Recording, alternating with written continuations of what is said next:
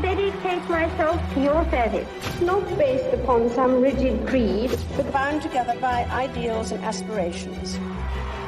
Elizabeth II, Britain's longest-serving monarch. She's reigned over this country for nearly 70 years. She's a woman of remarkable stamina. She's the most famous woman in the world. She's seen a man land on the moon, and 14 prime ministers come and go. But 400 years earlier, there was another Queen Elizabeth. Elizabeth I is this brilliant, genius queen. Now, we're setting the two Elizabeths side by side to see if, despite the centuries, there is more that unites than divides them. The idea of comparing the two Elizabeths is immensely fascinating. It might look on the surface that they have nothing in common, but when you dig a little deeper, the story becomes even more extraordinary. In the second part of this series, we discover how both Elizabeth's reigns are changed with the arrival of two extraordinary women. Both Mary Queen of Scots and Princess Diana take our two queens on difficult journeys. In fact, there are an awful lot of parallels, almost a magical quality to them. We uncover remarkable similarities. This letter is astonishing. Once upon a time, they were best friends. Now they are mortal rivals. And reveal how these young women both threaten to destroy the reigns of two of our greatest monarchs.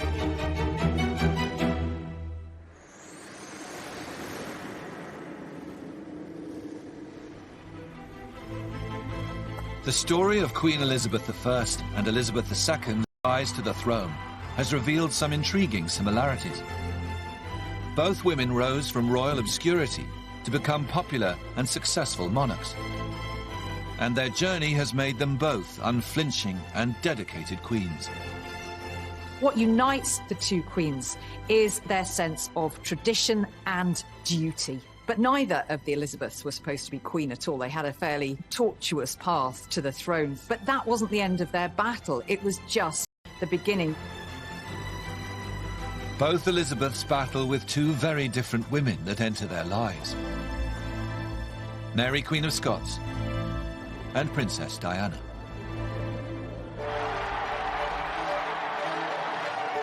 In 1981, Elizabeth II's eldest son and heir to the throne, Prince Charles, marries the 20-year-old Lady Diana. The Queen has gained a very special new member of her family.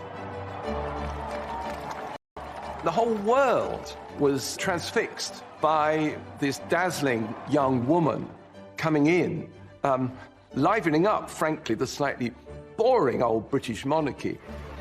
It's a huge moment in society. The wedding, it's gigantic. It's much bigger than the Queen's wedding. The millions and millions watching it. The millions of girls getting married in exactly the same dress with exactly the same hair. The Queen is thrilled to see such a rapturous welcome for her new daughter-in-law.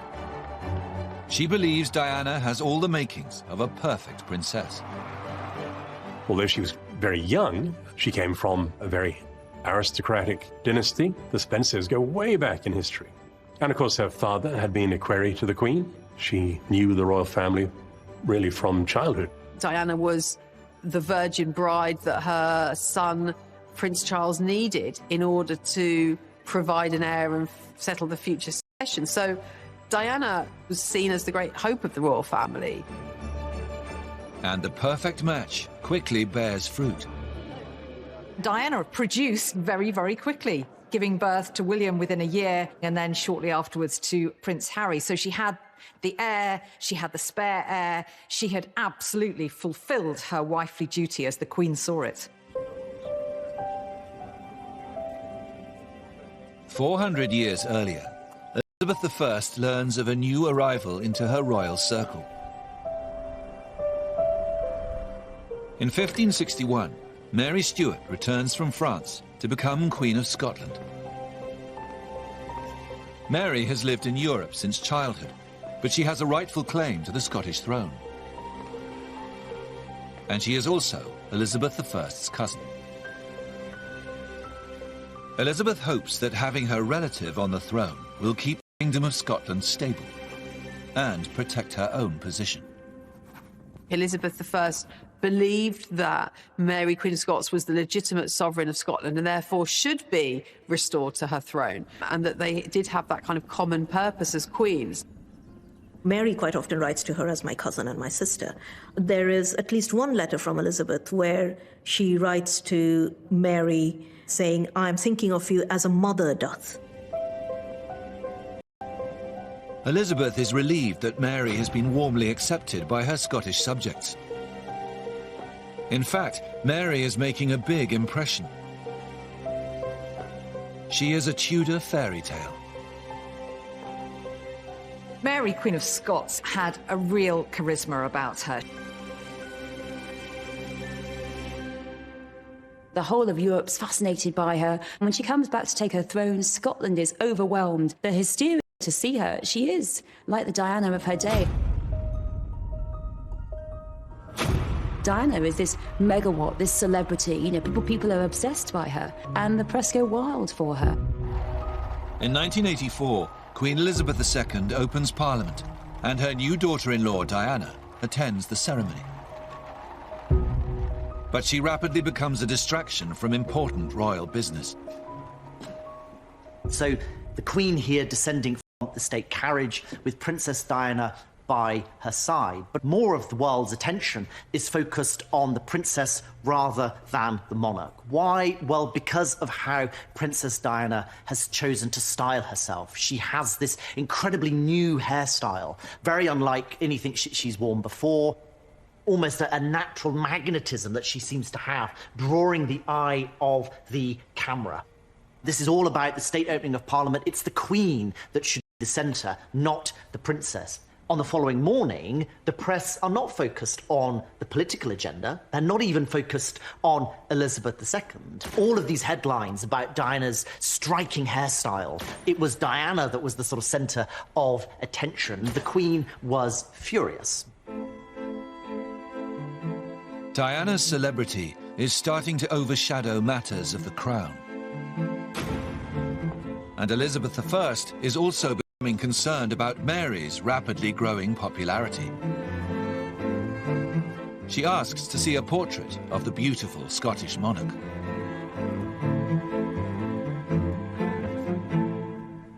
What I think is so striking about this image is Mary's hairstyle. So long hair, which has been trussed up and then held in place by these pearls and this gold hairnet. At the time, this would have been quite unusual, I think. It is a sort of rival image, if you like, to that of Elizabeth I. Here you have a different version of what beauty and power could look like. I mean, let's not forget that Mary traced her ancestry to Henry VII in the same way, of course, that Elizabeth did too. So this could be a rival candidate. And Elizabeth is asking all manner of questions about Mary's appearance, what's her hair like, and of course, crucially, who is better? And there are some really striking parallels between those images of Diana with this presentation of Mary, Queen of Scots. Both women have a little bit more license to play with their image, and that makes them more alert at Elizabeth II, that their power could be precarious. In a short space of time, it's becoming clear to Elizabeth I and II that the attention Mary and Diana are drawing might not be such good news. The Queen's role was to be head of state. Princess Diana's role was to be future joint head of state. But Princess Diana was so successful in her role that she was seen as a threat to the established order. People are following her. She's all over the press. They're copying her hairstyle. Just in the same way, people are trying to emulate Mary and how she's dressing. They become style icons, but so much more than that. Mary and Diana present a rather beguiling alternative to the person who is on the throne. And therein lay the secret of their popularity, but also the threat that they posed to the two Elizabeths. Soon it will become clear to both Elizabeths that the two younger women are becoming a problem.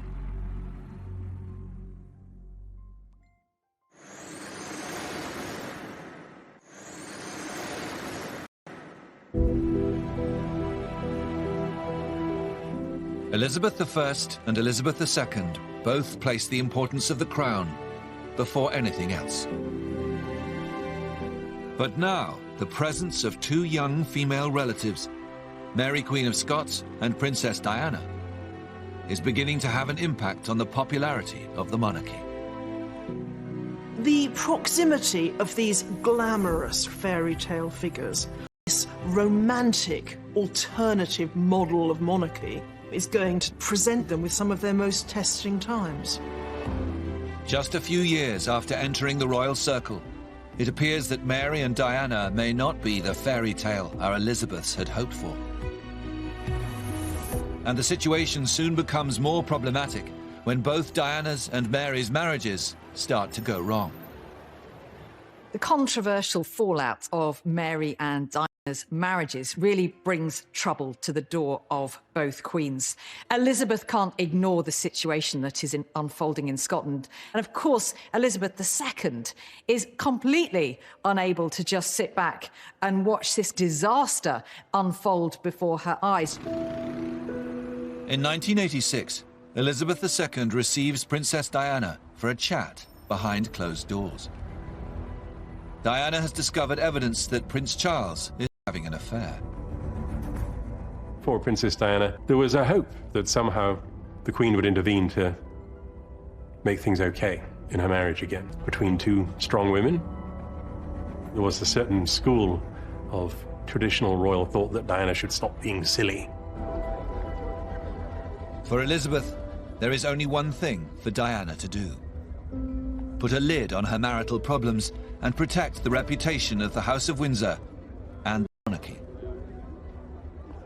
Elizabeth II is a personally, as well as professionally, religious woman who in her childhood was scarred by her uncle's abdication to marry a divorced woman. So everything in Queen Elizabeth's background steers her towards the sanctity of marriage. And certainly she'd have seen marriage as something to be worked on and subservient to preserving the future of the throne. But Diana wasn't made like that. Diana was angry. Diana was defiant. She thought, the heck with this. I am not going to be swept under the carpet. Centuries before, Elizabeth I is disappointed to find out that Mary, Queen of Scots, has ended up in a troubled marriage of her own.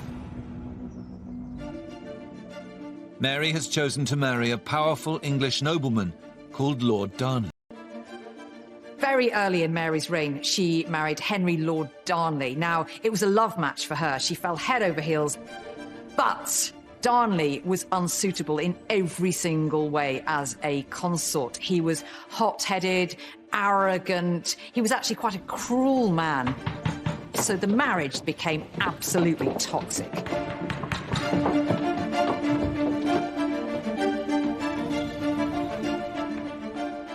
Elizabeth receives a panicked letter from Mary. She's now pregnant and wants the Queen's support to protect her from her abusive husband. This is one of the most dramatic letters when it's all started to go horribly wrong for Mary. Her husband, Darnley, has murdered her favourite secretary, whom Mary calls our most special servant, has been slain in our own presence. So she's writing to Elizabeth to tell her the full horror of this incident and also to beg Elizabeth, as a fellow female sovereign, show a bit of solidarity and come and help Mary in her hour of need. But just like Elizabeth II, Elizabeth I's advice is to stick with the marriage. Darnley is a hugely influential nobleman. Upsetting him will throw Mary's crown and Scotland into disorder. Controversial one. She was urging her kinswoman and fellow Queen Mary to put duty first. Despite Elizabeth's advice, the situation soon turns to chaos. A faction of Mary's supporters rise up and murder Lord Darnley. And Elizabeth is horrified to learn that Mary is now planning to marry the man accused of her husband's murder, Lord Bothwell. Elizabeth writes Mary this desperate letter saying, please don't marry him. Please don't marry him. I exhort you, I counsel, and I beseech you, because he could be guilty of your husband's death. That letter, it's like the verbal equivalent of shaking someone by their shoulders, saying, what are you doing? The Queen's pleas fall on deaf ears, and Mary goes ahead with the marriage. Elizabeth was appalled. The behaviour of any one ruling queen impacted on the other. If Mary was going to look like this reckless, perhaps even murderous woman, what did that say about her sister queen across the board? 400 years later, Elizabeth II is also facing the danger of a seismic family fallout. The Queen is aghast to discover that the grisly details of Charles's affair are about to be published in a new warts and all book. And Princess Diana is rumoured to be the source. Now, that was a subterfuge by Princess Diana to get her message out to the outside world about the reality of her marriage. But what is so revealing is the royal establishment's response to it was not to say, oh my God, is this true?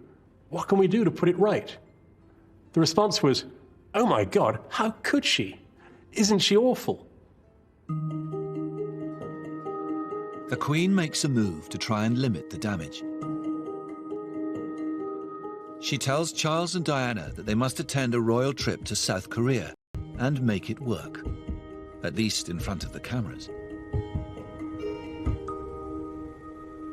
If looks could kill, here we have a photograph of Princess Diana and Prince Charles. They have been sent on this diplomatic mission at the request of the Queen to make it look as though they are maintaining appearances. But what this image of Diana shows is that she will not play that part. Her feelings are drowning out. In Rogue, Diana is not keeping to the brief of what is required of a royal princess.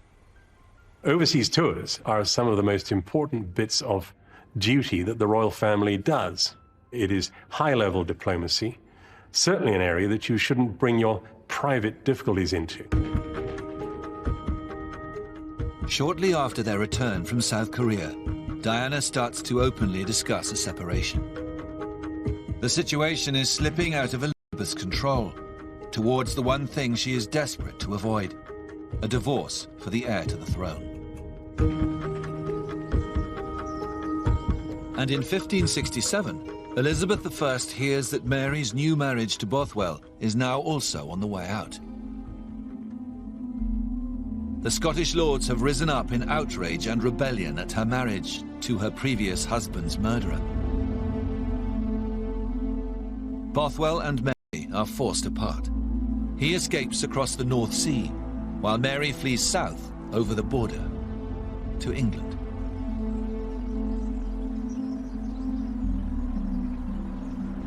She comes to England to seek sanctuary and also to get Elizabeth's help to restore her to the Scottish throne. But when Elizabeth learns of Mary's presence in her country, it quickly becomes clear that the Scottish throne is the least of her worries. Mary's religious background makes her an attractive prospect for some very powerful factions.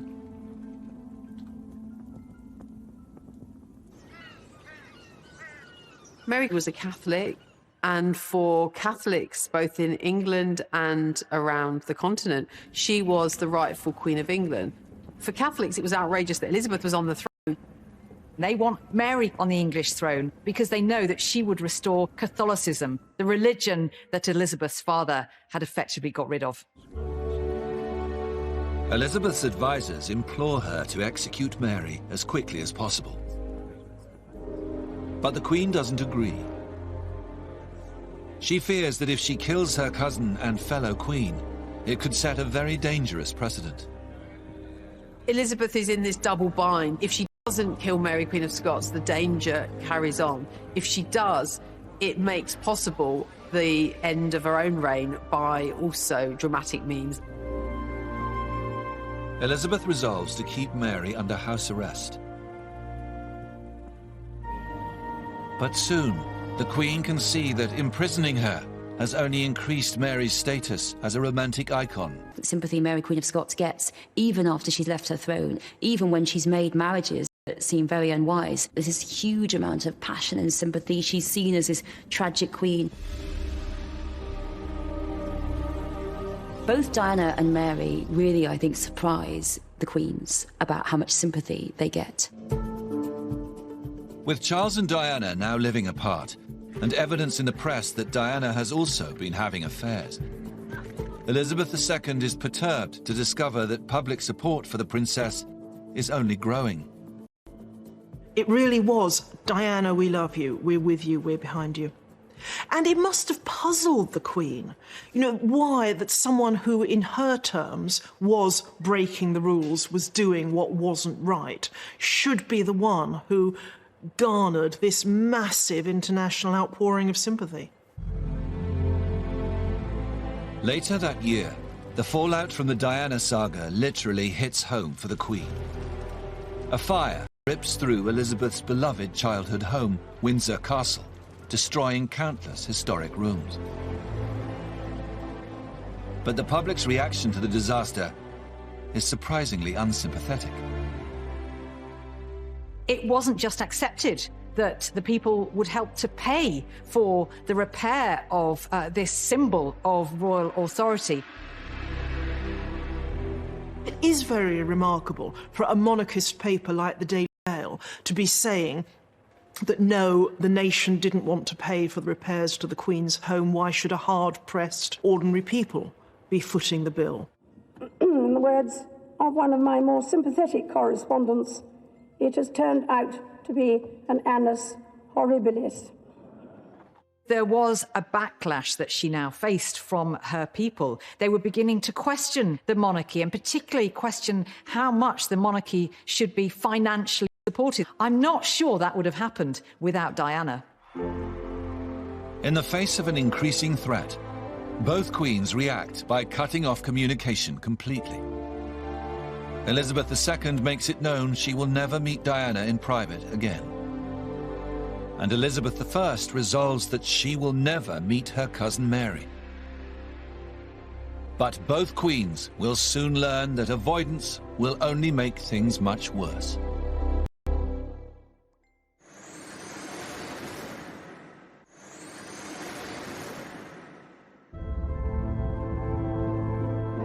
Both Elizabeth's attempts to contain their problematic royal relatives soon go amiss. Elizabeth I discovers that White her and take the throne. And Elizabeth II faces a rebellion of her own when Princess Diana agrees to a television interview at the demise of her marriage. There's definitely a moment when both Mary and Diana become outright rebels, enemies to the queens. So for Mary, it's after she arrives in England and she starts to involve herself in various plots against Elizabeth. And for Diana, it's when she goes public. And that is striking a killer blow.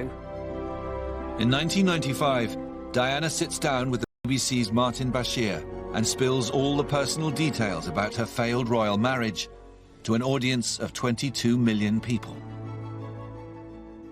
That Panorama broadcast was a declaration of war, and it was accepted as such by the Queen and the House of Windsor. Shortly after, the Queen writes to Charles and Diana instructing them to divorce. And in a shock move, she also demands that as part of the deal, Diana will lose her title. The stripping of the HRH from Diana, I see as a rare instance of spite on the part of Elizabeth II. The Queen's cool, to some extent, deserted her, and combat was engaged. Elizabeth I has the power to be much more brutal. For years, she has resisted calls to have Mary executed. But under immense pressure, she now finally starts to crumble. Elizabeth has taken on the greatest dark night of her soul with Mary, Queen of Scots, to make the decision to execute her. She really doesn't want to. Elizabeth finally signs the order for Mary's execution. But she almost immediately regrets her decision and calls it back.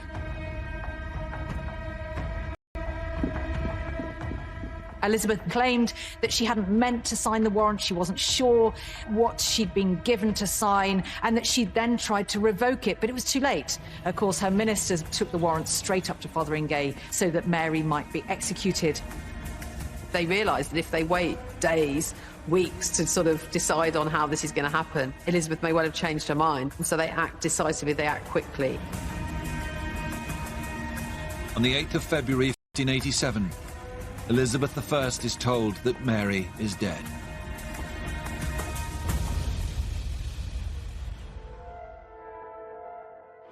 This is what's left of the Mercedes in which the Princess of Wales and the hours of the 31st of August 1997, Queen Elizabeth II is woken with her own terrible news.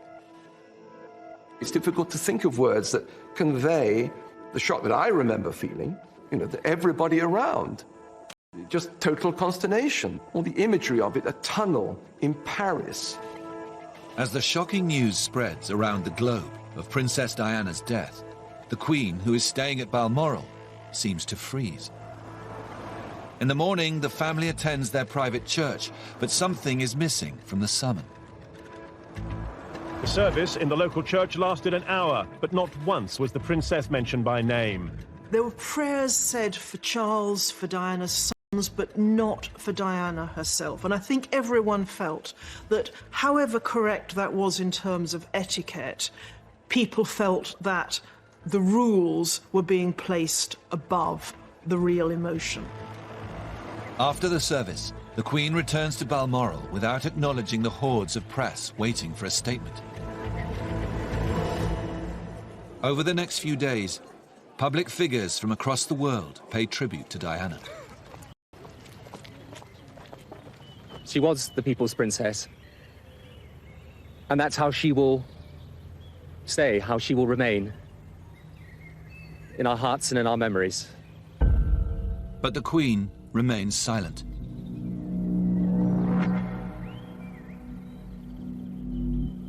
Elizabeth I also withdraws completely. There are accounts of Elizabeth sinking into bouts of depression just by the sheer kind of emotional anguish that comes from that event.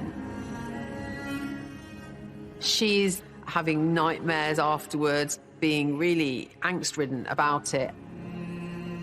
As the news of Mary's death spreads, there is a flood of public sympathy for the tragic Queen. There was a real outpouring of grief. Even those loyal to Elizabeth felt shocked that Mary had at last been put to death. In a sense, Mary's death makes her even more of a threat to Elizabeth, if that's possible, because now she's not just a Catholic figurehead, she's a Catholic martyr. And now people are going to do all sorts of things in her name. The ordinary people, no matter what had happened, the fact that she was painted to them in the most dreadful lights, they still loved her. Mary, Queen of Scots, was the queen of people's hearts. She really was. There was a quite staggering outpouring of grief. Kensington Gardens myself on my way home from work, and you could hear the crying. It was as if people had lost a member of their family. The crowds gather around Buckingham Palace, looking and waiting for a sign from their Queen. Even a single candle in a window, a bagpiper playing a lament, would have been all it took to show that the monarchy had registered this event. But the failure to show, even in a small way, that they recognized the depth of people's feeling, I think, was the most damaging and avoidable mistake. After 5 days of deafening silence from the Queen, all over Britain, grief turns to anger. The horror, the shock at Diana's death, this young mother dying in this horrific situation, a lot of that becomes really channeled towards the Queen. The papers were very outspoken. It was, "Your people need you, Mom," was one headline. "Show us you care." There was this outcry about the question of a flag over Buckingham Palace. It felt like a deliberate snub. The flag at half-mast. Definitely. Should have been done before now. Really can't understand that thing. And I think it's a big disgrace for the royal family not to do that. Soon, the public's anger becomes loaded with questions about whether the monarchy should exist at all. Over the length of her reign, people have questioned whether a hierarchy of privilege based on birth and not merit should be the thing that represents Britain. There was a moment where her throne looked quite threatened by a sense of real public outrage, a sense of the Queen having got it wrong. Elizabeth I is also facing a public backlash. In the aftermath of Mary, Queen of Scots' execution, the whole Catholic world rises up in revulsion. King Philip II of Spain, the world's richest and most powerful man, vows to avenge Mary, the Catholic Queen. He launches the mighty Spanish Armada. 130 galleons are on their way to invade England and destroy Elizabeth. The Armada is the single most serious threat that Elizabeth has faced in 30 years as Queen. It looks like England is going to be vanquished by the might of Spain. And in the days after Diana's death, there is quite a volatile atmosphere in England. It almost feels like there's some kind of rebellion brewing. To disaster, to people questioning the monarchy, to people saying, what is the monarchy for? The deaths of Mary, Queen of Scots and Diana, these push our queens, Elizabeth I and Elizabeth II, to the closest moments of crisis that they have throughout their whole reigns. But our two queens are in hiding and on the brink of a major disaster.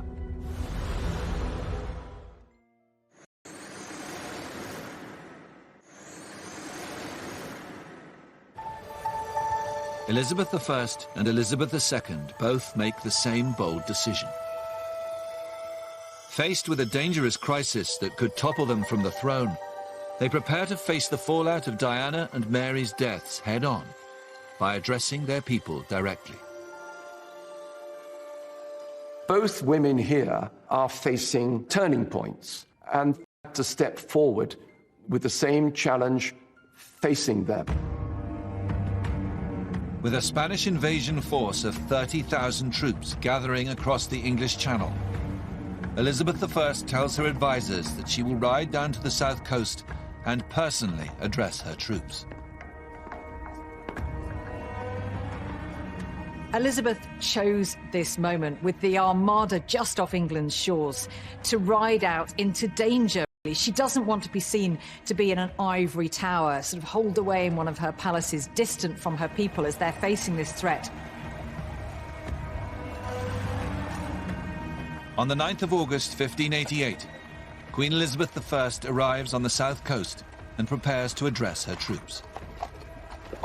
Queen Elizabeth I's Tilbury speech is her answer to every threat that there's ever been to her as the female Protestant queen, that Catholic Europe will come for you. I have come among you now as your queen. That's how she begins her speech. She is among her people. She isn't creating this traditional distance between the monarch and their subject. How extraordinary to be there watching your queen, speaking to you, this woman of bravery and courage. And she says, I know I have the body but of a weak and feeble woman, but I have the heart and stomach of a king, and of a king of England too. That very neat balance between the body of a feeble woman and the heart and stomach of a king, which admits her weaknesses, but then transcends them really effectively so that you forget about them. She's there, she's ready to stand and fight shoulder to shoulder with her army. And she makes it very, very clear that she is devoted to England. This is Elizabeth's great speech at the time of crisis, very like that moment when Elizabeth II addressed the nation at her great moment of crisis, Diana's death. With the anger over Diana's death now threatening to take down the entire institution of the monarchy, the Queen decides that the time has come for her to speak directly to the nation. This is the greatest moment of crisis in her reign. She has to get back the public affection. There is this anger against her. If she got this one wrong, it would be another nail in the coffin of the monarchy. And the Queen is the only one who can save it. Everything's riding on this one public TV address. The day before Princess Diana's funeral, Queen Elizabeth II finally arrives at Buckingham Palace and heads to the live broadcast room. There is a huge amount of pressure on the Queen at this moment. If she comes across as in any way aloof, then really there are going to be disastrous consequences. What I say to you now, as your Queen and as a grandmother, I say from my heart. First, I want to pay tribute to Diana myself. She was an exceptional and gifted human being. In good times and bad, she never lost her capacity to smile and laugh. She tries to reduce that very traditional distance between herself and her people. And now she shows herself to have a much more human, even vulnerable side. I, for one, believe there are lessons to be drawn from her life and from the extraordinary and moving reaction to her death. I share in your determination to cherish her memory. Showing feeling for Diana, showing feeling for the people. This is something she has never done in all her many, many years on the throne. That speech turns everything around. She sounded very sincere, and she looked as though she was very moved, and I think that will satisfy everyone. I thought it was a grandmother speaking and not a queen. I was quite moved by it. I thought she said everything she should have said. Can't think of anything that she left out at all. It's one of those moments when you can feel history turning, and the lump comes to the throat, and suddenly all is right again. It is an extraordinary comparison across the centuries between two women who both managed to sway the course of history through what they say to their people. Just a day after Queen Elizabeth I delivers her speech at Tilbury, she is told of incredible news. Sir Francis Drake and the English Royal Navy have scattered the Spanish Armada. Elizabeth has defeated the mighty power of Spain. There's a wonderful portrait of Elizabeth I called the Armada Portrait, and it's particularly wonderful because of the aura of power that it seems to possess. This portrait has Elizabeth with her long white hand on the globe as the mistress of the world, and beyond you look out onto the sea where the Spanish ships are burning. And that's such a fantastic encapsulation of Elizabeth as Gloriana, as the Queen of England. In the years that follow the Diana crisis, Queen Elizabeth II's popularity also goes from strength to strength. As she continues to carry out her duties with unwavering dedication, she's also managed to have a little fun along the way. Elizabeth II commands great affection and respect, whether people are great monarchists or republicans. And whatever comes next, her reign will define the monarchy in a way, I think, that will never be repeated. It is perhaps the last of its kind. We have seen how Elizabeth I and II share some remarkable similarities, both coming from royal obscurity to win over doubters and strengthen their nation's position in the world. They have overcome tragedy and adversity to secure their place in history as two of Britain's longest reigning and most successful monarchs. Elizabethan England, that was a great age for our country. Francis Drake, Walter Raleigh, Shakespeare. I think we can rightly take pride in that, and it wouldn't have worked like that if she'd been a different sort of woman. Elizabeth II, driven by the same mental fortitude, the same sense of duty, in a totally different age, she has triumphed as well. This woman has made the second Elizabethan age come true. She's given real meaning to it for people. And, as you see, made us feel quite emotional about it. These two queens, Elizabeth I and Elizabeth II, really confirm that queens do it better.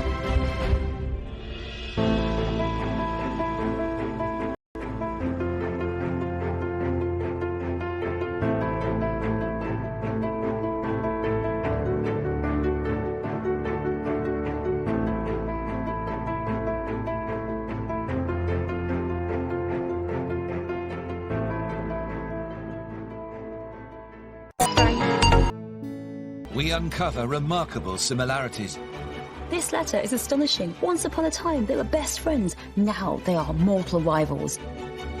And reveal how these young women both threaten to destroy the reigns of two of our greatest monarchs.